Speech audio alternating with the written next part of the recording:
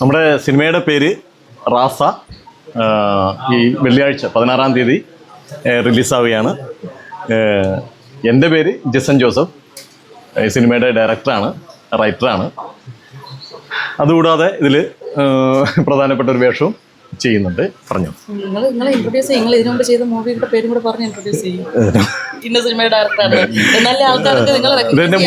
ഞാൻ ഡയറക്റ്റ് ചെയ്യുന്ന 3-ാമത്തെ പടം, തിരക്കഥ എഴുതി സംവിധാനം ചെയ്യുന്ന 3-ാമത്തെ പടം, ഞാൻ വേഷം ചെയ്യുന്ന പടം എന്ന നിലയിൽ ആദ്യത്തെ പടമാണ്.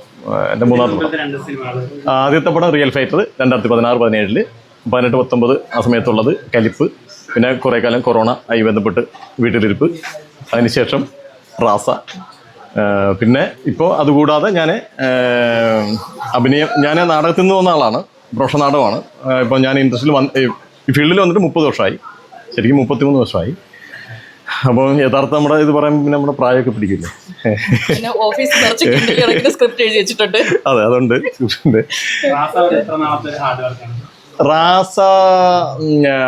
റാസയിൽ അധികം ഹാർഡ് വർക്ക് എന്ന് പറയാൻ പറ്റില്ല. കാരണം വേറെ ഒന്നുമില്ല, ബിസ്ക്കറ്റ് 999 എന്ന് പറഞ്ഞ സിനിമ തുടങ്ങാനിരിക്കുന്ന സമയത്താണ്, അതായത് 2 വർഷം മുന്നേ.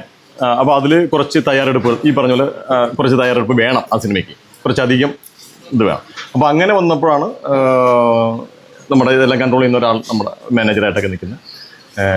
അദ്ദേഹം പറഞ്ഞു, അങ്ങനെ നമുക്കൊരു ചെറിയ സാധനം പെട്ടെന്ന് ചെയ്യാം, അതിലേക്ക് എത്താൻ കുറച്ചും കൂടി വൈകുമല്ലോ, ഒരു ചെറിയൊരു സാധനം ചെയ്യാമെന്ന് ചിന്തയായിരുന്നു. ഒരു 4 ദിവസം കൊണ്ട് ഉണ്ടായ ഒരു തോട്ടിൽ നിന്നാണ് ഈ സിനിമ ഞാൻ എഴുതുന്നത്, റാസ് എഴുതാനെടുത്ത ദിവസം 4 ദിവസമാണ്. ബാക്കി ഞാനിപ്പോൾ ചെയ്തു വെച്ചിരിക്കുന്ന സ്ക്രിപ്റ്റൊക്കെ ഒരുപാട് സ്റ്റഡി ചെയ്തും ഒക്കെ 1 വർഷം കൊണ്ട് തീർത്ത സ്ക്രിപ്റ്റ് ഉണ്ട്, 6 മാസം കൊണ്ട് തീർത്ത ഒക്കെ ഉണ്ട്. പക്ഷേ ഇതൊരു 4 ദിവസം എടുത്തുള്ളൂ. അപ്പോൾ ഇതിപ്പം എഴുതി ഇപ്പോൾ റിലീസിലേക്ക് എത്തുന്നത് വരെയുള്ള ഡ്യൂറേഷൻ എന്ന് പറയുമ്പോൾ 2 വർഷമാണ്. ഇപ്പം 1.5 വർഷത്തിന് മുകളിലായി പടത്തിൻ്റെ ഷൂട്ടും അതിന് അനുബന്ധ ബാക്കി കാര്യങ്ങളും എല്ലാം ചെയ്തു വരുന്നു, ജോലികളെല്ലാം ചെയ്ത് ഇപ്പോൾ റിലീസിലേക്ക് എത്തുന്നത്. അപ്പോൾ 2 വർഷം മുമ്പാണ്. പക്ഷേ ഇതിൻ്റെ സബ്ജക്റ്റ് അന്ന് ഞാൻ ഈ പറഞ്ഞതുപോലെ 4 ദിവസം കൊണ്ട് എഴുതി. പക്ഷേ അതിൻ്റെ ഒരു വിഷയം MDMA ആണ്. MDMA മീൻസ് ലഹരിയാണ്. ലഹരിയിലേക്കാണ് നമ്മൾ പ്ലാൻ ചെയ്തത്. അപ്പോൾ ഞാൻ അന്ന് ചെയ്തത് അപ്പം MDMA എന്നുള്ള ഇതിലേക്കാണ് അത് വരുന്നത്. പക്ഷേ സിനിമ ഇപ്പോൾ റിലീസാകുന്ന സമയത്ത് നമ്മുടെ ചുറ്റും MDMAയുടെ വിഷയങ്ങൾ അനുദിനം നമ്മൾ കേട്ടുകൊണ്ടിരിക്കുന്ന ഒരു അവസ്ഥയിലേക്ക് എത്തി. അത് യാദൃച്ഛികം. അതെ, യാദൃച്ഛികമായിട്ട് ആണ് അന്നാണ് അത് ചെയ്തു വെച്ചെങ്കിലും ഇപ്പൊ അത് കറക്റ്റ് റിലീസ് ചെയ്യേണ്ട സമയം. അതെ അതെ. ഇപ്പൊ എവിടെ നോക്കിക്കഴിഞ്ഞാലും ലഹരി എവിടെ നോക്കിക്കഴിഞ്ഞാലും എവിടെയാണ് ഡെയിലി അറസ്റ്റുകൾ, അതുകൊണ്ടുണ്ടാവുന്ന ബുദ്ധിമുട്ടുകൾ. അങ്ങനെ പിന്നെ ഇതിലിപ്പോ ചേച്ചി വെച്ച് നമ്മളൊക്കെ വീണ്ടും ഇൻട്രൊഡ്യൂസ് ചെയ്യേണ്ടി വരും. അത് കുറെ ഗ്യാപ്പ് കഴിഞ്ഞതിന് ശേഷമാണ്, അതിൻ്റെ ആ ഒരു ഇതിന് ശേഷമാണ് ഞാൻ വരുന്നത്. എൻ്റെ പേര് ജിപ്സ ബീഗം. സത്യ എന്ന് പറയുന്ന മൂവിയുടെ കോ പ്രൊഡ്യൂസറായിട്ടാണ് ഞാൻ സിനിമയിലോട്ട് വരുന്നത്, ഇൻഡസ്ട്രിയിലോട്ട് വരുന്നത്. അതിന് മുൻപ് മുന്നറിയിപ്പ് എന്ന് പറയുന്ന മമ്മൂക്ക മൂവിയിൽ ഞാനൊരു ചെറിയ വേഷം ചെയ്തിരുന്നു. അത് സിനിമാ നടി ആവണമെന്നുള്ള ഉദ്ദേശത്തിലൊന്നുമില്ല, അതൊരു യാദൃശ്ചികമായിട്ടുള്ളൊരു വരവായിരുന്നു. മുന്നറിയിപ്പ് എന്ന് പറയുന്ന സിനിമയിൽ അന്ന് അതിനെക്കുറിച്ചിട്ടോ അല്ലെങ്കിൽ ഈ ഒരു ഫീൽഡിലോട്ട് വരുമെന്നോ അങ്ങനെയൊന്നുമില്ല, അതൊരു കോയിൻസിഡൻസ് മാത്രമായിരുന്നത്. അപ്പോൾ ഞാൻ വിചാരിച്ചു ഇത് ഭയങ്കര ഈസി ആയിരിക്കുമെന്ന്. പക്ഷേ അങ്ങനെയല്ലായിരുന്നു. ഞാൻ 2015 ഒരു വർഷമൊക്കെ സിനിമയ്ക്ക് വേണ്ടിയിട്ട് അലഞ്ഞിരുന്നൊക്കെ നടന്നപ്പോഴത്തേക്കും രക്ഷയില്ല. ഒന്നേ നമുക്ക് ആരെങ്കിലും സപ്പോർട്ട് ചെയ്യാൻ വേണം, അല്ലെങ്കിൽ ഒരു ഗോഡ് ഫാദർ വേണം, അങ്ങനെയൊക്കെ ഇരുന്നുകൊണ്ട് അതില്ല. അതിനുശേഷമാണ് ഞാൻ നോക്കിയപ്പോൾ ഓക്കെ, ഫിലിം ഫീൽഡിൽ അത്യാവശ്യം എല്ലാവരുടെ മുമ്പിലും നിലയുള്ളത്. അപ്പോൾ ഞാനൊരു ബിസിനസ് എൻ്റർപ്രണറാണ്. അപ്പോൾ അതുകൊണ്ട് ഓക്കെ അങ്ങനെ ചെയ്യാമെന്ന് വിചാരിച്ചിട്ടാണ് ഞാൻ അങ്ങനെ ആ ഒരു ലെവലിൽ കൂടിയാണ് വന്നത്. അതിനുശേഷം ഒരു 10-25ഓളം മൂവീസ് ചെയ്തു. റോസാപ്പൂ, ബിജു മേനോൻ ചേട്ടൻ തൊട്ട് ഒരു 149ഓളം ആർട്ടിസ്റ്റുകളുള്ള മൂവിയിൽ സെക്കൻഡ് ഹീറോയിനായിട്ടുള്ള വേഷമായിരുന്നു അതിൽ ചെയ്തത്. പക്ഷേ ഇതുവരെ ചെയ്തതിൽ വെച്ച് എനിക്ക് തോന്നുന്നു കുറച്ചുകൂടെ ലെങ്തി ക്യാരക്ടർ ഈ മൂവിയിലാണ്, കുറച്ചുകൂടെ സ്ക്രീൻ പ്രസൻസ് ഉള്ളത്. അപ്പോൾ അതിലൊരു എന്നോട് സംസാരിക്കുമ്പോൾ സെക്കൻഡ് ഹീറോ ഞാനോട് പറയുന്നുണ്ടെങ്കിൽ അവർ പറയുന്നുണ്ട്, കാരണം നിങ്ങളുടെ പേര് മാത്രമല്ല, ഇല്ലാന്നൊരു പേര് മാത്രമായിരിക്കും കൂടുതൽ വരുന്നത്, സീൻസ് കുറവായിരിക്കും, കാരണം അതിന് ആ പേരിന് വേണം അവിടെ പ്രാധാന്യമുള്ളത്. ഓക്കെ, അത് കഴിഞ്ഞ ശേഷം ബാക്കി ചെയ്തത് പിന്നെ പച്ചമ അങ്ങനെ കുറച്ചുകൂടി ഉള്ളു. അതും ഒരു അത്രയും എനിക്ക് തോന്നുന്നില്ല, ഇത്രത്തോളം സീൻസ് ഉണ്ടെന്ന് തോന്നണില്ല. അപ്പോൾ ഇത് സിനിമയുടെ ലെങ്ത് കാരണം കുറച്ച് എവിടെയെങ്കിലും കട്ടായി പോയിട്ടുണ്ടെങ്കിലേ ഉണ്ടാവുള്ളൂ. പക്ഷേ ഇപ്പം എൻ്റെ അല്ലേ എൻ്റെ ക്യാരക്ടർ മറ്റേ പുള്ളിക്കാരുടെ രണ്ട് നായികമാരാണ്. അപ്പൊ അതിലൊരു ഈക്വൽ ഒരു ഇതാണ് വരുന്നത്. പക്ഷെ കുറച്ചൊരു വില്ലത്തി ഒരു ഇതായിട്ടുള്ളവർ. പക്ഷെ എനിക്ക് ചെയ്യാൻ മറ്റേ ക്യാരക്ടറായിരുന്നു ഇഷ്ടം. അപ്പോൾ പുള്ളി പറഞ്ഞു അത് ആർക്കും ചെയ്യാൻ പറ്റും, പക്ഷെ ഈ ക്യാരക്ടർ അങ്ങനെ എല്ലാവർക്കും ചെയ്യാൻ പറ്റുന്നൊരു ക്യാരക്ടറല്ല. പിന്നെ മാത്രമല്ല പുള്ളി എൻ്റെ ഒരു ഫിസിക്ക് വെച്ചിട്ടും പിന്നെ എൻ്റെ ഒരു ബോഡി ലാംഗ്വേജ് ആണെങ്കിലും അതല്ല എൻ്റെ ഒരു കുറച്ചുകൂടെ റഫ് ആയിട്ടുള്ളതും എന്നാൽ കുറച്ച് സോഫ്റ്റ് ആയിരിക്കണം. അങ്ങനെ പുള്ളി പറയുന്ന സമയത്ത് ഞാൻ ചോദിച്ചാൽ എന്തുകൊണ്ട് എന്നെ സെലക്ട് ചെയ്തു എന്ന് ചോദിച്ചാൽ പുള്ളി കുറേ കാര്യങ്ങൾ പറഞ്ഞിട്ടുണ്ടായിരുന്നു. അപ്പോൾ ഞാൻ കുറച്ചുകൂടെ കഴിഞ്ഞാൽ അത് സ്പോയിലറായിപ്പോൾ. അതുകൊണ്ടാണ് ഞാൻ പിന്നെ അന്ന് റിലീസൊക്കെ ആയി കുറച്ച് കഴിഞ്ഞിട്ടാണെങ്കിൽ കുഴപ്പമില്ല, ഇങ്ങനെ പരിമിതിയിൽ എനിക്കറിയില്ല പുള്ളിക്ക് എന്തൊക്കെ പറയണം, സിനിമയെ കുറിച്ച് എന്തൊക്കെ പറയുന്നതെന്ന് എനിക്ക് അറിയത്തില്ല. ഞാൻ പറഞ്ഞാൽ അത് അധികമായി പോകുന്നത് അതുകൊണ്ടാണ്. അപ്പോൾ ഈ സിനിമയിലോട്ട് എത്തുന്നത് പുള്ളിയെ എനിക്കൊരു വർഷങ്ങൾക്ക് മുമ്പേ മൂപ്പരെ അറിയാമെങ്കിലും ജസ്റ്റ് ഒരു ഫംഗ്ഷൻ വെച്ച് പരിചയപ്പെട്ടു എന്നല്ലാതെ അതിനുശേഷം ഒരു ഹൈ ബൈയോ യാതൊരു ബന്ധവും ഇല്ല. പെട്ടെന്നാണ് ഒരു ദിവസം എന്നെ വിളിച്ചിട്ട് ഇങ്ങനെ ഒരു സംഭവം ഉണ്ട്, നിങ്ങൾക്ക് ചെയ്യാവോ എന്ന് ചോദിച്ചപ്പോഴത്തേക്കും ഞാനും വന്നിട്ട്. കാരണം ഫിലിം ഫീൽഡിൽ ഒരുപാട് നല്ല ഫ്രണ്ട്ഷിപ്പുകളുണ്ട്. അവിടെ ആദ്യം സിനിമകളിലൊന്നും എനിക്കൊരു ചാൻസും കിട്ടിയിട്ടില്ല. ഒരു 2015-16 ഞാൻ വന്ന സമയത്ത് സത്യ chance, my great grandfather തൊട്ട് ഒരു 10-25ഓളം സിനിമകൾ ഞാൻ ബാക്ക് ടു ബാക്ക് ചെയ്തു.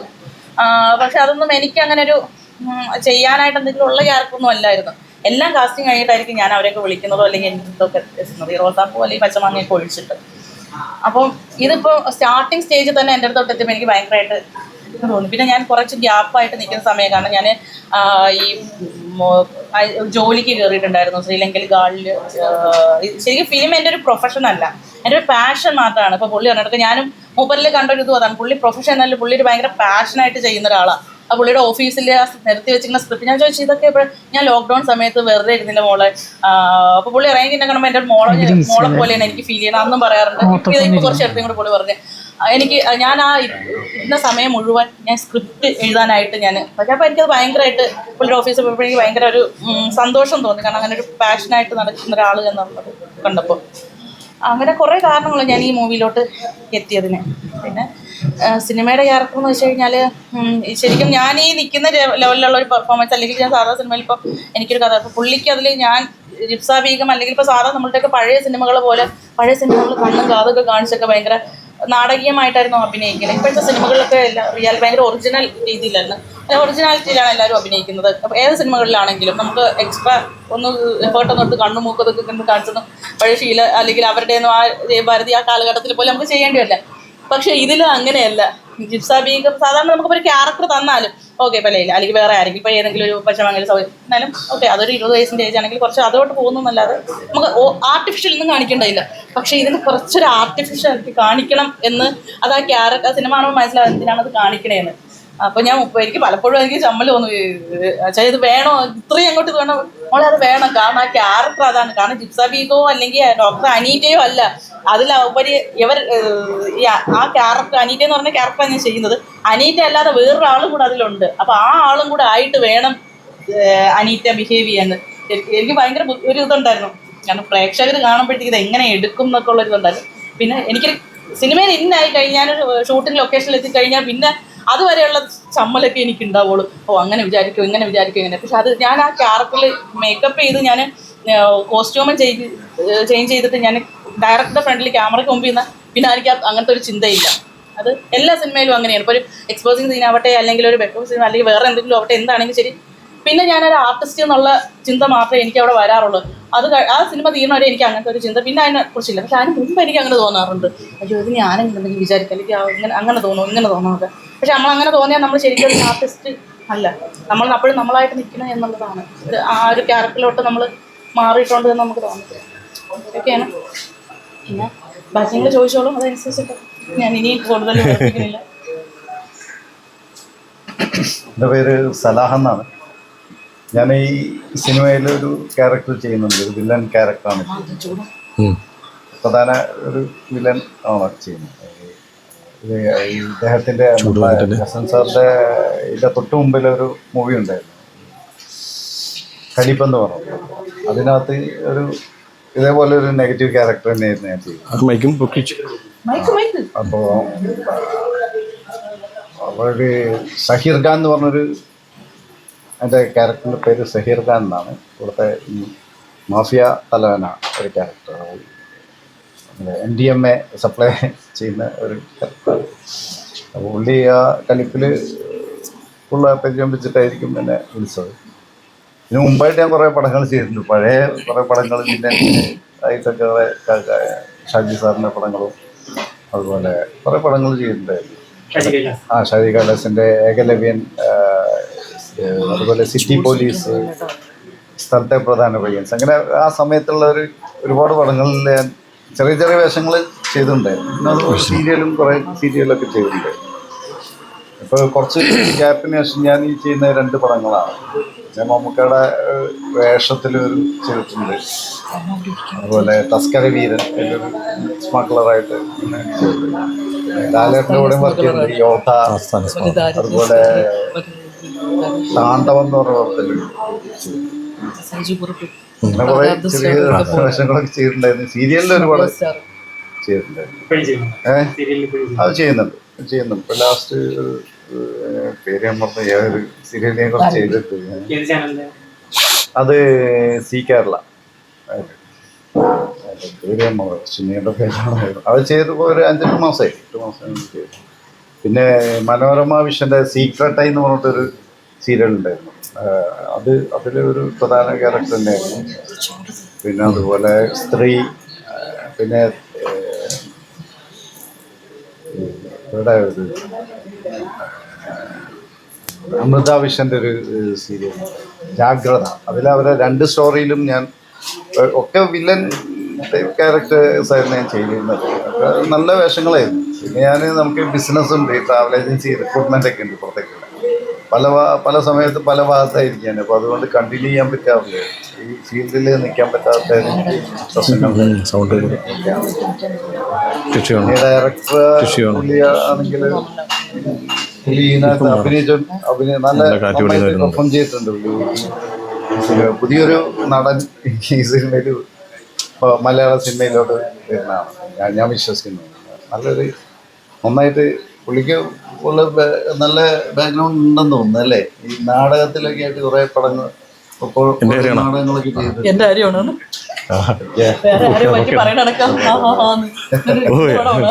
കാര്യമാണ് ഈ ഓളിനോളാണ് ആള് ഈ സിനിമയിൽ ഉള്ളത്. ശരിക്കും പറഞ്ഞു കഥ, തിരക്കഥ, സംഭാഷണം, സംവിധാനം.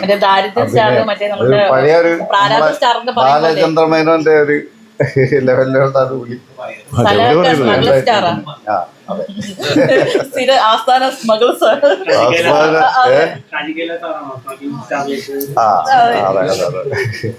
പുള്ളി. പിന്നെ ഈ രാജകീയം, ചന്ത, ബാബുവിന്റെ പടങ്ങള് ചന്തയിലുണ്ടോ? ചന്തയിലുണ്ട്. ചന്തയില് കോച്ചിന് വേഷം കൊടുക്കുന്നു. അങ്ങനത്തെ ചന്തയില് ഞാനുണ്ട്. ആയി കാണും. ഗോഡ് ഫാദറാണ് എന്റെ മുഖം കാണിച്ച ഫസ്റ്റ് സീന് വരുന്നില്ല. ഞാൻ ചെറുതാണ്. 55 വയസ്സേ ഉള്ളൂ നമ്മുടെ ഡയറക്ടർ അന്ന് അല്ലേ?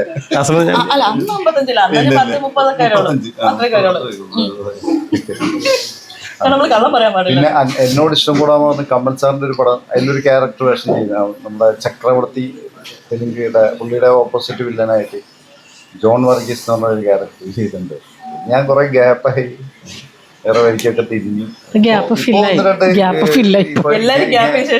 ഡയറക്ടർ പുള്ളിയുടെ തന്നെ 2 പടങ്ങളിൽ നല്ല കൊള്ളാവുന്ന വേഷം ചെയ്തിട്ടുണ്ട്. പുള്ളിയുടെ എല്ലാ സിനിമയിലും നമ്മളെല്ലാരും ഉണ്ടല്ലേ?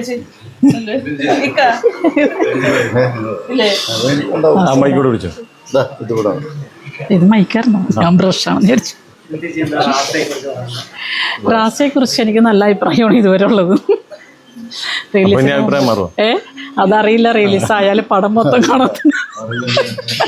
അങ്ങനെയൊന്നും അഭിപ്രായം മാറ്റേണ്ടി വരത്തില്ല. നല്ലൊരു ഒത്തിരി വലിയ ആർട്ടിസ്റ്റും ഇതൊന്നും ഇല്ലാന്നുണ്ടെങ്കിൽ നല്ലൊരു പടം ഫാമിലി ആയിട്ട് നമുക്ക് കാണാൻ പറ്റിയൊരു ചിത്രമാണ്. ഞാനടുത്ത് ചെയ്തിരിക്കുന്നതാണെങ്കിലും നായകന്റെ അമ്മ, നായകന്റെ അമ്മ, നിങ്ങളമ്മയായിട്ട് എന്താണ് നായകന്റെ അമ്മയായിട്ടുണ്ട്. ഞാൻ ഇപ്പോഴാണ് അറിയിട്ട് ആർക്കുമാണ് നായകന്റെ അമ്മയാണ്. ഭയങ്കര ഒരു ഇരുത്തം വന്ന നല്ല പക്വത ഉള്ള ഒരു ക്യാരക്ടറാണ്. നല്ല ഏജ് ഉള്ളൊരു, ഞാനങ്ങനെ ഏജ് ഉള്ളൊരു ക്യാരക്ടർ ചെയ്തേക്കുന്നത് ഫസ്റ്റ് ടൈമാണ്. പണ്ടൊരിക്കൽ ഒരു ഹോം സിനിമ എന്നും പറഞ്ഞുകൊണ്ട് മലപ്പുറം ഏരിയയിൽ ഒത്തിരി പടങ്ങൾ കണ്ടു. അപ്പൊ ഒരു മുസ്ലിം ക്യാരക്ടർ ചെയ്തിട്ടുണ്ട്. നല്ല ഏജുള്ള കാതലൊക്കെ ഇട്ട് മുസ്ലിം ക്യാരക്ടർ. അതിനുശേഷം ഞാൻ ചെയ്തിരിക്കുന്നത് ഈ ഒരു ക്യാരക്ടറാണ്. ഇത്രയും പക്വതയിൽ എനിക്ക് ചെയ്യാൻ പറ്റുമെന്നൊരു സംശയം ഉണ്ടായിരുന്നു. പക്ഷെ ഏതോ ചെയ്യാൻ പറ്റി. ഡയറക്ടറിൻ്റെ ഒരു സഹായം കൂടി അതിനകത്തുണ്ട്. നമ്മൾ നടക്കുന്നതും ഇരിക്കുന്നതിനൊക്കെ ഒരു പ്രത്യേക ഒരു ഇതൊക്കെ ഉണ്ടായിരുന്നു. അങ്ങനെ ആ ഒരു ക്യാരക്ടർ ചെയ്തു. നല്ലൊരു ക്യാരക്ടറാണ് ചെയ്തിരിക്കുന്നത്. ഒത്തിരി വർഷങ്ങളുടെ പരിചയമുണ്ട്. തീർച്ചയായിട്ടും വളരെ പരിചയസമ്പന്നരായ ആൾക്കാരാണ്. അതെ. എന്നാ ഈ എന്താ ഇന്നത്തെ ലൈംലൈറ്റ് ഒരു സെലിബ്രിറ്റിയുടെ ആ സ്വഭാവം കാത്തു സൂക്ഷിക്കാത്ത ആൾക്കാരാണ്. കാരണം ആ ലെവലിലേക്ക് ഉണ്ടെങ്കിലും ഒത്തിരി സിനിമകളിലുണ്ടെങ്കിലും അറിയപ്പെടാനായിട്ട് ആൾക്കാരെ അറിയുമെന്നല്ലാതെ വലിയ സ്റ്റാർഡം കീപ്പ് ചെയ്യാൻ പറ്റുന്നില്ല. അതിന് എന്താണ് അങ്ങനെ ഒരു തോട്ട് വരാറുണ്ടോ? എനിക്ക് കുറച്ചും കൂടി ഇപ്പൊ എല്ലാവരും ആരാധിക്കുന്ന ഒരു ലെവലിലേക്കൊക്കെ വളരണം, അങ്ങനെ ഒരു എനിക്ക് അങ്ങനെ ഇതൊരു ആരും അറിയില്ല എന്നൊരു തോന്നല് അറിയും ആൾക്കാർ. അല്ല, അങ്ങനെയല്ല. വീഡിയോസ് ഇടുമ്പോ അറിയാലോ, ഓരോ കമന്റ് വരുമ്പോ ചേച്ചി അങ്ങനെ ഞാനൊരു 250 പടത്തോളം വർക്ക് ചെയ്തിട്ടുണ്ട്. ഇത് ചിലപ്പോൾ 251, 252 ആയിരിക്കാം ചിലപ്പോൾ ഈ പടം. പിന്നെ ചെറിയൊരു ഗ്യാപ്പ് വന്നിരുന്നു കുറച്ചാള്. ഇപ്പോഴും നല്ല ക്യാരക്ടർ മാത്രം ചെയ്താൽ മതി എന്ന രീതിയിൽ കുറച്ച് ഫ്രണ്ട്ഷിപ്പിലൊക്കെ വിളിച്ചിട്ട് പോയിട്ട് നമ്മൾ ചെറിയ ക്യാരക്ടർ കഥ പറയുമ്പോൾ വലിയ കഥയൊക്കെ ആയിരിക്കും, പക്ഷെ വളരെ ചെറിയ ക്യാരക്ടർ ആയിരിക്കും. പിന്നെ വിളിക്കാം എന്നൊക്കെ പറഞ്ഞു അങ്ങനെ വന്നപ്പോൾ അത് നമുക്കൊരു ബുദ്ധിമുട്ടായി. നല്ല വേഷം മാത്രം ചെയ്താൽ മതിയല്ലോ. അപ്പം നമ്മൾ ചെയ്തിരിക്കുന്ന പടങ്ങളിലേക്കൊന്ന് മെമ്മറി പോയാൽ കുറച്ചധികം നല്ല ക്യാരക്ടറൊക്കെയാണ് നമ്മൾ ചെയ്തിരിക്കുന്നത്. അപ്പം അതേപോലെ ചെയ്താൽ മതി എന്നുള്ളൊരു ധാരണയിൽ ഇരിക്കുമ്പോഴാണ് എനിക്ക് ഈ ക്യാരക്ടർ വന്നത്. എനിക്ക് നായകന്റെ അമ്മയായിട്ടാണ്. അതെ, അതൊരു പ്രധാനപ്പെട്ട വേഷം തന്നെ ആയിരിക്കുമെന്ന് പ്രതീക്ഷിക്കാം. കുറച്ച് ഇമ്പോർട്ടൻസ് ഉള്ള ഒരു ഇതാണ്. അവിടെ ഒരുപാട് അംഗങ്ങളൊന്നുമില്ല. അച്ഛനും അമ്മയും ഒരു മകനും മാത്രമേ ഉള്ളൂ. ഒത്തിരി ക്യാരക്ടേഴ്സ് ഒന്നും ഇല്ല അവിടെ. പിന്നെ നമ്മൾ ആ ഒരു എണ്ണത്ത് ചെയ്യാൻ പറ്റിയ ക്യാരക്ടർ അത് മാത്രമേ ഉള്ളൂ. അദ്ദേഹത്തിൻ്റെ ഒരു പടത്തിൽ അഭിനയിക്കണമെന്ന് എനിക്കൊരു ആഗ്രഹം ഉണ്ടായിരുന്നു. എന്നെ കലിപ്പിലും വന്നതാണ് ഒരു ക്യാരക്ടർ. കലിപ്പിലാണ് ഫസ്റ്റ് ജോസ് വരാപ്പുഴ വഴിയാണ് വിളിച്ചത്. അന്ന് ഞാൻ ബാംഗ്ലൂരായിരുന്നു താമസം. അപ്പം എനിക്ക് അങ്ങനെ എന്തോ വന്നിട്ട് വരാൻ പറ്റിയില്ല. അപ്പം പിന്നെ അത് പിന്നെ ഈ പടമാണ് വന്നത്. അപ്പം അത് മാത്രമല്ല, ഇപ്പോഴത്തെ പടത്തിൽ അച്ഛനും അമ്മയൊന്നും ഇല്ലാത്ത പടങ്ങളാണല്ലോ. പെങ്ങളോ അല്ലെങ്കിൽ അങ്ങനെയുള്ള ക്യാരക്ടേഴ്സൊന്നും ഇല്ല. അതെ, ഫാമിലി മെമ്പേഴ്സ് വളരെ കുറവാണ്. അപ്പോൾ എനിക്ക് അമ്മവേഷം ചെയ്യാനിപ്പോൾ ഇഷ്ടവും. നമ്മൾ ആ ഒരു പക്വത മനസ്സിൽ കണ്ടുകൊണ്ടിട്ടാണ് ചെയ്തത്. അപ്പം ഇനിയും അങ്ങനത്തെ ക്യാരക്ടർ അമ്മവേഷങ്ങളോടാണ് എനിക്ക് താല്പര്യം. അത് മാത്രമേ എന്തെങ്കിലും ചെയ്യാനുണ്ടാവുള്ളൂ. അങ്ങനെ പെർഫോം ചെയ്യുന്ന ക്യാരക്ടറിനോടാണ് എനിക്ക് താല്പര്യമുള്ളത്. പണ്ട് ഇപ്പൊ ഈ സിനിമയുടെ പ്രമേയം എന്ന് പറയുന്നത് ലഹരിയാണ്. തീർച്ചയായിട്ടും ഒരു കാലത്ത് ലഹരിയെ പ്രൊമോട്ട് ചെയ്തുകൊണ്ടിരുന്ന ഒരു കാലം ഉണ്ടായിരുന്നു. സിനിമയിലൂടെ പലതരത്തിലൂടെ സിഗരറ്റിനെയും മദ്യത്തെയും പ്രൊമോട്ട് ചെയ്തിരുന്ന ഒരു കാലം ഉണ്ടായിരുന്നു. ആ കാലവും ബിൻചേച്ചി കണ്ടിട്ടുണ്ട്, ഇന്നത്തെ കാലവും കണ്ടിട്ടുണ്ട്. ആ ഒരു എക്സ്പീരിയൻസ് എങ്ങനെയാണ്? കാരണം വെച്ച് കഴിഞ്ഞാൽ അന്നത്തെ ലൊക്കേഷനുകളും ഇന്നത്തെ ലൊക്കേഷനുകളും ഞാനിപ്പോ ഒരുപാട് പടം ഇപ്പൊ ഈ അടുത്ത് ചെയ്തിട്ടില്ല, ഇത് ചെയ്യാൻ പോകുന്നേ ഉള്ളൂ. പണ്ട് കാലത്ത് വെച്ചാൽ നമുക്കൊരു കമ്മ്യൂണിറ്റി കൂടുതലായിരുന്നു.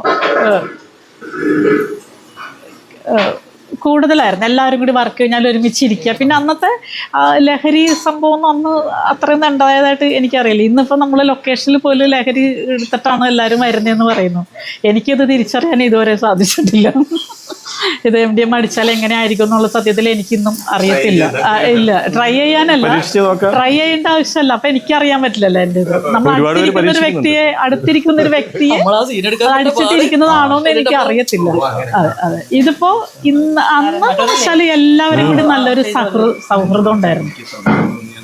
ആ സൗഹൃദം എന്ന് പറയുന്നത് ഒരു സിനിമയോട് ഭയങ്കര ആരാധനയും അതുമാത്രമല്ല, ഭയങ്കര എല്ലാവർക്കും ചെയ്യുന്ന ക്യാരക്ടറിലുള്ളൊരു ആത്മവിശ്വാസവും നമ്മൾ ചെയ്യുന്ന പടങ്ങൾ ഭയങ്കര ഹിറ്റായിരിക്കണം എന്നുള്ള ആഗ്രഹവും എല്ലാവരും ഭയങ്കര ഭയഭക്തിയോടുകൂടിയാണ് ഒരു സിനിമ ചെയ്തിരുന്നത്.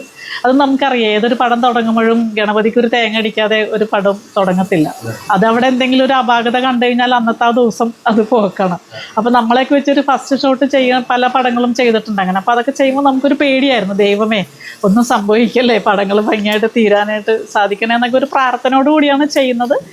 ഇന്നും അതേപോലെയൊക്കെ ഉണ്ടായിരിക്കാം, പക്ഷേ ആ നാച്ചുറാലിറ്റി ഇന്നുണ്ടോയെന്ന് എനിക്ക് അറിയത്തില്ല. പിന്നെ സിനിമ ഒത്തിരി മാറ്റം വന്നു. ന്യൂജൻ പടം എന്ന് പറയുമ്പോഴേക്കും ഒത്തിരി മാറ്റങ്ങളായി. എവിടെയാണ് മാറ്റം വന്നു എന്ന് വെച്ചാലും അഭിനയിക്കേണ്ടത് എന്തായാലും അഭിനയിച്ചേ പറ്റുള്ളൂ. അപ്പോൾ പകുതി അഭിനയിച്ചിട്ട് നമുക്ക് നിർത്താൻ പറ്റില്ല ടെക്നിക്ക്. പിന്നെ തീർച്ചയായിട്ടും അതെ, അന്നത്തെ പോലുള്ള ബുദ്ധിമുട്ടൊന്നും ഇന്നില്ല. അന്നിപ്പോൾ ഒരു ഡേ എഫക്റ്റ് എടുക്കുകയാണെങ്കിൽ ആ സമയത്തിന് മുമ്പ് എടുത്തില്ലെങ്കിൽ പിന്നെ എടുക്കാൻ പറ്റത്തില്ല. അപ്പം അത്രയും ധൃതി പിടിച്ചിട്ടായിരിക്കുമല്ലോ ഓരോ ഷോട്ടുകളൊക്കെ നമ്മൾ ചെയ്യുന്നത്.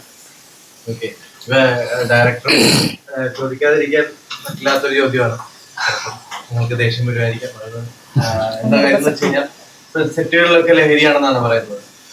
പക്ഷെ ഇപ്പൊ നിങ്ങൾ ഇതിനകത്ത് ഒരു ലഹരിയുടെ കണ്ടന്റ് തന്നെ കൊണ്ടുവരുന്നു. അതിന് എതിരായാണ് സംസാരിക്കുന്നത്, അനുകൂലമായിട്ടാണ് സംസാരിക്കുന്നത് ഞങ്ങൾക്ക് ഇപ്പോഴും അറിയില്ല. സിനിമ കണ്ടാലേ മനസ്സിലാവുള്ളൂ.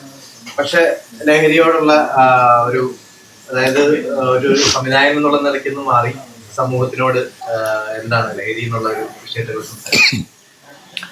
ലഹരി ഇപ്പം ഞങ്ങളുടെ സംഘടന ഫെഫ്ക ആണെങ്കിലും അല്ലെങ്കിൽ നമ്മുടെ പ്രൊഡ്യൂസേഴ്സ് അസോസിയേഷൻ ആണെങ്കിലും നമ്മുടെ സംഘടന ഇപ്പോൾ അതിനെതിരെ നല്ല ഉറച്ച നിലപാടെടുക്കുന്നുണ്ട്, അറിയാലോ നിങ്ങൾക്ക്. അപ്പോൾ അത് ഒരു വശത്തേക്ക് നിൽക്കുന്നു. നിലപാടുകൾ എന്താണെന്ന് നിങ്ങൾക്കറിയാം. ഒരു കാരണവശാലും നമ്മുടെ സെറ്റുകളിൽ ലഹരി ഉപയോഗം ഒരു രീതിയിൽ നമ്മൾ അനുവദിക്കില്ല എന്നുള്ളത് തന്നെയാണ് നമ്മൾ വെച്ചിരിക്കുന്നത്. അത് ആ സൈഡിൽ നിൽക്കട്ടെ. ഞാൻ പറയുന്നത് ഈ ലഹരി എന്ന് പറയുന്നത് ഈ MDMA അതുപോലെ സിന്തറ്റിക് ആയിട്ടുള്ള കാര്യമാണല്ലോ നമ്മളിപ്പം ഉദ്ദേശിച്ചത്. പക്ഷെ ഞാൻ പറയുന്നത് ലഹരി ഒരു മനുഷ്യന് വേണം. അത് ഈ സിന്തറ്റിക് ലഹരിയല്ല, അല്ലെങ്കിൽ MDMA ലഹരിയല്ല. ഒരു മനുഷ്യനെ വളർച്ചയ്ക്ക് ഉതകുന്നത് ലഹരിയാണ്. അത് ഏത് തരത്തിലും ആകാം, അല്ലേ? പ്രണയം എന്ന് പറയുന്ന ഒരു ലഹരിയാണ്. അപ്പോൾ നമ്മൾ പ്രണയിക്കുക എന്ന് പറയുന്ന ലഹരിയാണ്. അപ്പോൾ അങ്ങനെ ഏത് തരത്തിലെങ്കിലും ഒരു ലഹരി ഒരു മനുഷ്യന് ഉപയോഗിക്കും. അപ്പോൾ അതിൽ ഒന്നാണ് ഈ MDMA പോലുള്ള ലഹരി ഉപയോഗിക്കുന്നത് എന്നാണ് ഞാൻ മനസ്സിലാക്കുന്നത്. ഇന്നത്തെ തലമുറ ആണ് ഇത് ചെയ്യുന്നു എന്ന് പറയുമ്പോൾ നമ്മൾ മനസ്സിലാക്കേണ്ടത് ഇന്ന് സോഷ്യൽ മീഡിയ അധികം ഉള്ളത് കൊണ്ടാണ് ഈ പറയുന്ന ലഹരിയെക്കുറിച്ചൊക്കെ പുറത്തേക്ക് ഒരുപാട് വരുന്നത്. ഈ സിനിമ എന്നുണ്ടായോ, നമ്മുടെ മലയാള സിനിമ ആയിക്കോട്ടെ അല്ലെങ്കിൽ ലോക സിനിമ ആയിക്കോട്ടെ, എന്നുണ്ടായോ, അല്ലെങ്കിൽ മറ്റ് മേഖല സിനിമ പോലെ തന്നെ സിനിമ വ്യവസായം എന്നാണ് പറയുന്നത്, അല്ലേ? നമ്മൾ സിനിമ വ്യവസായമാണ്. അപ്പോൾ വ്യവസായം സിനിമ പോലെ തന്നെ ഇവിടെ ദൂരം വ്യവസായങ്ങളുണ്ട്. ഈ വ്യവസായങ്ങളിലും എല്ലാം ലഹരി ഉപയോഗിക്കുന്നവരുണ്ട്, എല്ലായിടത്തും ഉണ്ട്. പിന്നെ ഈ സിനിമയ്ക്കകത്ത് മാത്രം ലഹരിയെക്കുറിച്ച് നമ്മൾ ചർച്ച ചെയ്യുന്നത് എന്തുകൊണ്ടാണ്? ലഹരി ഈ സിനിമ എന്ന് പറയുമ്പോൾ കുറച്ചും കൂടി നമുക്ക് ഇതുപോലെ ജനങ്ങളുടെ ഇടയിൽ സ്വീകാര്യതയുള്ളൊരു മേഖല ആയതുകൊണ്ടും ഒക്കെയാണ് നമ്മൾ പറയുന്നത്. അപ്പോൾ എല്ലാ ഫീൽഡിലും ലഹരി ഉപയോഗിക്കുന്നവരുണ്ട്, സിനിമയ്ക്കകത്ത് ഇല്ലെന്ന് പറയുന്നില്ല. പക്ഷെ നമ്മളൊരു കാര്യം മനസ്സിലാക്കേണ്ടത്, ഈ ലഹരി ഈ സിന്തറ്റിക് ആയിക്കോട്ടെ MDMA ആയിക്കോട്ടെ ലഹരി നമ്മൾ ഉപയോഗിച്ച് കഴിഞ്ഞാൽ നമുക്ക് ദോഷമുണ്ടാക്കുമെന്ന് തിരിച്ചറിവുണ്ടെങ്കിൽ, നമ്മുടെ ശരീരത്തിനെ നശിപ്പിക്കുമെന്ന് തിരിച്ചറിവുണ്ടെങ്കിൽ, നമ്മുടെ ഉള്ളിലെ കോശങ്ങളെ നശിപ്പിക്കുമെന്ന് തിരിച്ചറിവുണ്ടെങ്കിൽ ആ ആളത് ഉപയോഗിക്കില്ല. നല്ല പക്വതയും ബോധം ഉള്ളവരാണ് ഇപ്പൊ യൂസ് ചെയ്യുന്നത്. അല്ല, അത് പറയാൻ പറ്റില്ല. അതെങ്ങനെ പക്വതയും ബോധം എന്ന് എങ്ങനെ പറയും? അവന് പക്വതയും ബോധം ഇല്ലാത്തതുകൊണ്ടാണ് യൂസ് ചെയ്യുന്നത്. കാരണം അയാൾക്ക് നല്ല ഒരു ക്രിയേറ്റിവിറ്റി ഉണ്ട്. അതിൽ നല്ലൊരു ഡയറക്ടർ ആയിരിക്കും, അല്ലെങ്കിൽ നല്ലൊരു ആർട്ടിസ്റ്റ് ആയിരിക്കും. ആൾ നല്ലൊരു ആർട്ടിസ്റ്റാണ്, നല്ല ഡയറക്ടറാണ് എന്ന് ആൾക്ക് ബോധമുണ്ടെങ്കിൽ അയാൾ ഇത് ഉപയോഗിക്കൂ. അവരൊക്കെ ഈ ഉപയോഗിക്കുന്നവരുടെ ഇതേപോലെ ക്വസ്റ്റ്യൻ ചോദിച്ചപ്പോഴത്തേക്ക് അവർ പല ഇതുപോലെ മീഡിയാസിന്റെ മുമ്പിൽ പറഞ്ഞിട്ടുള്ളത് അവർക്ക് ഇതുപോലെ ഇത് ഉപയോഗിക്കുമ്പോഴേ കുറച്ചുകൂടെ ക്രിയേറ്റിവിറ്റി ഉണ്ടാവുന്ന. അതെങ്ങനെയാണ്? അത് ഒരിക്കലും അത് ഞാൻ അംഗീകരിക്കില്ല. കാരണം ഞാൻ ഇന്ന് വരെ ഇല്ല, ഞാൻ യൂസ് ചെയ്യുമ്പോഴാണ് അവർക്ക് കുറച്ചുകൂടി എനിക്കറിയത്തില്ല. കാരണം സ്വബോധം ഇല്ലാതെ എങ്ങനെയാണ് അവർക്ക് കുറച്ചുകൂടി ഉണ്ടാവണേന്ന് ഞാൻ പറയാം. ഞാൻ 10-30 വർഷം 26 വർഷം സ്റ്റേജിൽ നിന്ന ആളാണ്. ടോട്ടൽ 10-33 വർഷത്തിൽ 26 വർഷം സ്റ്റേജിൽ നിന്ന ആളാണ്. ആർട്ടിസ്റ്റായിട്ട് അഭിനയിക്കാൻ നിന്ന ആളാണ്. ഈ 26 വർഷം ഞാൻ ഒരു തുള്ളി മദ്യം കഴിച്ചിട്ട് സ്റ്റേജിൽ നിന്നിട്ടില്ല. എന്നാൽ നിന്ന നടന്മാരില്ലേ എന്ന് ചോദിച്ചാലുണ്ട്. മനസ്സിലല്ലേ? നിന്ന നടന്മാരുണ്ടായിരിക്കാം എന്ന് കരുതി ഞാൻ നിൽക്കണമെന്നുണ്ടോ? ഇല്ല. അപ്പം ഞാനാണ് തീരുമാനിക്കുന്നത് ഞാൻ എങ്ങനെ ജീവിക്കണം, എങ്ങനെ നിൽക്കണമെന്ന് ഞാൻ തീരുമാനിക്കണം. അപ്പോൾ ഈ സിന്തറ്റിക് ആയിട്ടുള്ള ലഹരി മദ്യം പോലെ അല്ല. അല്ലെങ്കിൽ പുകവലിച്ചിട്ട് ഒരു സിഗരറ്റ് ഒരു ദിവസം ഒരു വ്യക്തി വലിച്ചാൽ അവന് ഒരു കുഴപ്പമുണ്ടാവില്ല. അതും ഒരു ദിവസം നമ്മൾ 7-8 സിഗരറ്റ് ഒന്നിച്ച് വലിക്കുന്ന ഒരു വ്യക്തിക്ക് കുഴപ്പമുണ്ടാവുള്ളൂ. ഒരു സിഗരറ്റ് വലിച്ചോ, എന്താണ് കുഴപ്പം? ഇന്ന് കരുതി സിഗരറ്റ് വലിക്കണമെന്നല്ല ഞാൻ പറഞ്ഞത്. പക്ഷേ ഒരു കുഴപ്പമില്ല. മദ്യം 1 ബെക്ക് 2 ബെക്ക് കഴിച്ചോ, ദിവസവും കഴിച്ചോ, അയാൾക്ക് ഒരു സ്ട്രെസ്സും ഉണ്ടാവില്ല. പക്ഷേ അത് നിരന്തരം ഒരു കുപ്പി ഒന്നാകെ കഴിക്കുമ്പോഴാണ് കുഴപ്പമുണ്ടാവുക. പക്ഷെ അതുപോലെ അല്ല ഈ MDMA പോലുള്ള കാര്യം. പണ്ട് മുതലേ കലാകാരന്മാർ എപ്പോഴും ലഹരിക്ക് അടിമകളാണ്. അല്ലെങ്കിൽ അവർക്ക് ഈ പറഞ്ഞ പോലെ മാം നേരത്തെ പറഞ്ഞ പോലെ തന്നെ കുറച്ച് ക്രിയേറ്റിവിറ്റി വരണമെങ്കിൽ അടിക്കണം. അല്ലെങ്കിൽ ഇപ്പൊ പുതുതായിട്ട് എന്താണോ ഏറ്റവും കൂടുതൽ ഒരു ഹൈ കിട്ടുന്നത് അത് ഉപയോഗിച്ചാലേ കിട്ടുള്ളൂ എന്ന് പറയുന്നവര് ഒരു കലാകാരൻ എന്നുള്ളതിലേക്ക് അങ്ങനെ എന്തെങ്കിലും ഫീൽ ചെയ്തിട്ടുണ്ടോ? ശരിക്കും ഒരു 2 അടിച്ചു കഴിഞ്ഞാൽ എഴുതാനും അതുപോലെ ഇപ്പൊ എഴുതുന്ന ആളും കൂടിയാണല്ലോ. ഞാൻ 2006 ഒരു വർക്ക് ചെയ്യുന്ന സമയത്ത്, അന്ന് ഷോർട്ട് സിനിമകളുള്ള സമയത്ത് പിറ്റേ ദിവസം രാവിലെ മുണ്ടക്കയത്ത് ഷൂട്ട്, അതിൻ്റെ ക്ലൈമാക്സ് എഴുതിയിട്ടില്ല. അപ്പോൾ എനിക്കത് എഴുതി തീർത്ത് കഴിഞ്ഞാൽ മുഴുവനും അങ്ങോട്ട് യൂണിറ്റ് പോകുന്നുണ്ട്. കോട്ടയം കഞ്ഞിക്കുഴിയിൽ നിന്നാണ് പുറപ്പെടുന്നത് എല്ലാവരും. അപ്പോൾ ഞാൻ തലേദിവസം എൻ്റെ കൂടെയുള്ള ആളെന്ന് പറഞ്ഞ് ഒരു ബിയർ മേടിച്ചിട്ട് പറഞ്ഞ് കഴിക്ക്, എന്നിട്ട് ഇരുന്ന് എഴുതാൻ പറഞ്ഞു. അപ്പോൾ ഞാനത് കഴിച്ചു, സുഖമായിട്ട് കിടന്ന് ഉറങ്ങി. എനിക്ക് എഴുതാൻ പറ്റില്ല. പക്ഷേ ഞാൻ വെളുപ്പിനെ 3:30 മണിക്ക് എഴുന്നേറ്റ് പുളിയൊക്കെ ഒന്ന് പാസാക്കി റെഡിയാക്കി ഇരുന്നിട്ട് ഞാൻ എഴുതിയിട്ടാണ് വെളുപ്പിന് 5 മണിക്ക് ടീം പോകുമ്പോൾ സ്ക്രിപ്റ്റായിട്ട് പോകുന്നത്. അപ്പോൾ മദ്യപിച്ച് കഴിഞ്ഞാൽ എഴുതാൻ പറ്റുമെന്ന് ഞാൻ വിശ്വസിക്കുന്നില്ല. ബോധത്തോടു കൂടി മാത്രമേ നമുക്ക് സ്റ്റേജിലായിക്കോട്ടെ ക്യാമറ മുമ്പിൽ നിൽക്കാൻ പറ്റുള്ളൂ. ഇനി ബോധമില്ലാതെ കാട്ടിക്കൂട്ടുന്ന കാട്ടായങ്ങളെ ജനം തിരിച്ചറിയും. അല്ലാതെ അതൊന്നും റിയലായിട്ടുള്ള ഒരു അഭിനയമല്ല, റിയലായിട്ടുള്ള ഒരു സ്ക്രിപ്റ്റും അല്ല എന്നാണ് ഞാൻ വിശ്വസിക്കുന്നത്. പിന്നെ ഇതിലൊക്കെ ഉപരി അതിന് എന്തോ ആയിക്കോട്ടെ, ഇനിയിപ്പോൾ അവൻ MDMA കഴിച്ചിട്ടായിക്കോട്ടെ, മറ്റെന്തെങ്കിലും ഇപ്പോൾ എന്തൊക്കെ പേരില്ലേ അതൊക്കെ കഴിച്ചിട്ടായിക്കോട്ടെ, അവൻ എന്തോ പേക്കൂത്ത് കാണിച്ചോട്ടെ. പക്ഷേ ഒരു കാര്യം, ആ വ്യക്തി എത്ര വർഷം കൂടുതൽ ഇവിടെ ഉണ്ടാവും, ഈ ഭൂമിയിൽ ഉണ്ടാവും? അത് ഓർക്കുന്നില്ലല്ലോ. അല്ല, അത് ഓർക്കണമല്ലോ. എത്ര വർഷം ഉണ്ടാവും കൂടി പോയി ഭൂമിയിൽ? ആ നിമിഷത്തെ വൈബ് അതാണല്ലോ. ഇപ്പൊ നമ്മളിപ്പോ ഏതൊരു ഫംഗ്ഷന് പോട്ടെ, ഇപ്പൊ എവിടെയെങ്കിലും ഒരു പാർട്ടി, ഏത് തരത്തിലൊരു പാർട്ടി ആവട്ടെ, എന്തെങ്കിലും പോകുമ്പോഴത്തേക്കും ഇൻകേസ് ഒരു മീറ്റിംഗ് തന്നെ ആയിക്കോട്ടെ, ഇപ്പം പണ്ട് ചായ കുടിച്ചിട്ടോ ഒരു കോഫി കുടിച്ചിട്ടോ ഒക്കെ തുടങ്ങുന്ന ലാഘവത്തോടെയാണ് എല്ലാവരും. ഇപ്പൊ എവിടെ ഒരു പ്രോഗ്രാമിന് പോട്ടെ, എല്ലാ സ്ഥലത്തും ഇല്ലാത്ത സ്ഥലമില്ല. ഇപ്പൊ നമ്മൾ ഓരോരുത്തരുടെ പേര് പറയണമെങ്കിൽ നാളെ ഞാൻ വീട്ടിലെത്തുമെന്ന് എനിക്കറിയത്തില്ല. ആ ഒരു അവസ്ഥയാണ് ഇപ്പോൾ പോയിക്കൊണ്ടിരിക്കുന്നത്. ഇപ്പം നമ്മളത് യൂസ് ചെയ്യുന്നില്ല എന്ന് പറയുമ്പോൾ, ഞാൻ ഡ്രിങ്ക്സ് സ്റ്റഫ് ഇങ്ങനത്തെ യാതൊരു സാധനം, അത് എനിക്ക് മൈഗ്രെയിൻ ഉള്ളതുകൊണ്ട് തൊട്ടടുത്തിരുന്നിട്ട് ഒരാൾ സിഗരറ്റ് വലിച്ചു കഴിഞ്ഞാൽ എനിക്ക് തലവേദന എടുക്കും. അപ്പോൾ കാരണം വെച്ചാൽ വലിക്കുന്നവർ വലിച്ചോട്ടെ, പക്ഷേ നമ്മളതിൻ്റെ ഇത് ചെയ്യാതിരുന്നാൽ മതിയല്ലോ, നമ്മളവരോടത്ത് പോകാതിരുന്നാൽ മതിയല്ലോ എന്ന് ഉള്ളൊരു കാഴ്ചപ്പാടാണ് എനിക്ക്. അപ്പം നമ്മൾ അവരുടെ മുമ്പിൽ എന്തൊരു പട്ടിക്കാട്ടുകാരി, അല്ലെങ്കിൽ നമ്മൾ യാതൊരു, ഇപ്പം ഞാനൊരു എയർ ഹോസ്റ്റസ് ആയിരുന്ന ഒരു ഫാഷൻ ഡിസൈനറാണ്, ഞാൻ ഒരു 10-20ഓളം കൺട്രീസ് ട്രാവൽ ചെയ്തിട്ടുള്ള ഒരാളാണ്. പക്ഷെ അവരുടെയൊക്കെ മുമ്പിൽ നമ്മളെന്തോ നമ്മളൊരു കുറച്ചിൽ കണക്കാണ് അവരുടെ മുമ്പിലേ എവിടെ നിന്നൊരു പട്ടിക്കാരി എന്നുള്ളൊരു ആറ്റിറ്റ്യൂഡാണ്. അപ്പം എനിക്ക് എൻ്റെ പ്രായത്തിൻ്റെ ഇരട്ടിയായിട്ടുള്ള പക്വത എനിക്കുണ്ടെന്ന് എനിക്കറിയാം. കാരണം ഞാൻ ചെയ്യുന്ന കാര്യങ്ങളാണെങ്കിൽ, ഞാൻ ചെയ്തിട്ടുള്ളതാണെങ്കിലും എൻ്റെ ലൈഫ് ഞാൻ ഒറ്റയ്ക്ക് സ്ട്രഗിൾ ചെയ്ത് ഇവിടെ വരെ കൊണ്ടുവന്നിട്ടുള്ളത് എനിക്ക് നന്നായിട്ട് അറിയാവുന്ന കാര്യമാണ്. അപ്പം എനിക്ക് എൻ്റെ ലഹരി എന്ന് പറഞ്ഞാൽ എൻ്റെ മോളും എൻ്റെ ഫാമിലിയാണ്. കാരണം എൻ്റെ ഫ്യൂച്ചർ എന്നാണ് എൻ്റെ മുമ്പിലുള്ള എൻ്റെ ലഹരി. കാരണം ഞാൻ മാക്സിമം നമുക്കൊരു സമൂഹത്തിലൊരു നിലവിലേക്ക് കിട്ടുക, അല്ലെങ്കിൽ നമുക്ക് ഒരു നല്ലൊരു എൻ്റർപ്രനർ ആവുക, അല്ലെങ്കിൽ നമ്മളൊരു സംരംഭകയാകുക, ഇതൊക്കെയാണ് എന്നെ സംബന്ധിച്ചിടത്തോളം. നമ്മളിപ്പോൾ നമ്മളെ മൈൻഡിനെ നമ്മൾ എങ്ങനെ സെറ്റ് ചെയ്ത് വയ്ക്കുന്നു. പക്ഷേ ഞാനിപ്പോൾ ഒരു 10 പേരിൽ ഞാനൊരു 9 ബാക്കിയുള്ളവരുണ്ടെങ്കിൽ അതിൽ ഞാൻ ഒരാളായിരിക്കും അതിൽ യൂസ് ചെയ്യാതുള്ളത് മിക്ക സ്ഥലങ്ങളിലും. ഇതിപ്പോൾ കണ്ടുകൊണ്ടിരിക്കുന്ന അതിലൊക്കെ പലരും കണ്ടുകൊണ്ടിരിക്കണമെങ്കിൽ അവർക്ക് അറിയാൻ പറ്റുന്ന കാര്യമുള്ളൂ. എല്ലാവരും പറയും കൂട്ടുകാർ കാരണമൊന്നും ആരും ഒന്നും ആവത്തില്ല.